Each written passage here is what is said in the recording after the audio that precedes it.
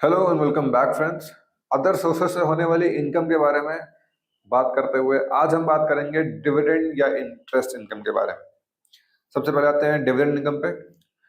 Dividend अगर आपको मिल रहा है किसी कंपनी या म्यूचुअल फंड से तो उस पर आपको टैक्स देना होगा।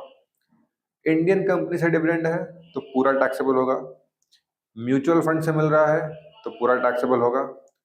अगर फॉरेन कंपनी से मिल रहा है तो टैक्सेबल होगा और इसमें आपको डी डबल ए का बेनिफिट भी नहीं मिलेगा। अगर फॉरेन कंट्री में वो एग्जेम्प्ट है। Tax rate normal slab rates पे टैक्स होता है।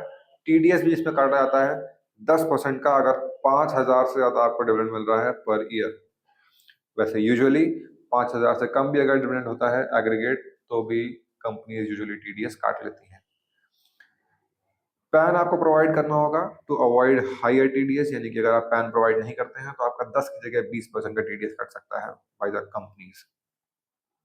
इंटरेस्ट इनकम की बात करें, bank FD, saving accounts, bond या पीपीएफ में जो अमाउंट आप सबमिट करते हैं, डिपॉजिट करते हैं, उस पर आपको कुछ इंटरेस्ट मिलता है। उस इंटरेस्ट पे भी आपको टैक्स देना होगा। टाइप ऑफ इंटरेस्ट के हिसाब से टैक्सेबिलिटी जानते हैं।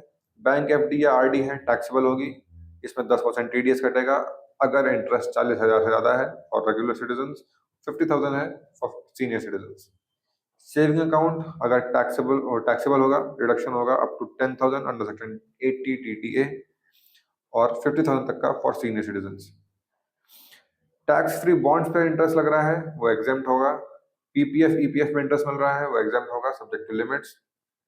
अगर ईपीएफ इंटरेस्ट 2.5 लाख से ज्यादा मिल रहा है तो एग्जेम्प्ट होगा और कम एग्जेम्प्ट नहीं होगा। वहीं अगर 5 लाख से ज्यादा मिल रहा है in case of no employer contribution तो भी वो टैक्सेबल हो जाएगा। पोस्ट ऑफिस की स्कीम है तो मोस्टली टैक्सेबल होती हैं। SCSS, MIS इस तरह की स्कीम्स हैं, उसमें जो अमाउंट इंटरेस्ट का मिलेगा उस पर आपको टैक्स देना होगा। That was all about interest and dividend income under other sources. ऐसे ही और इन्फॉर्मेटिव वीडियोस के लिए हमारे साथ जुड़े रहिए on advice brain. Thank you very much.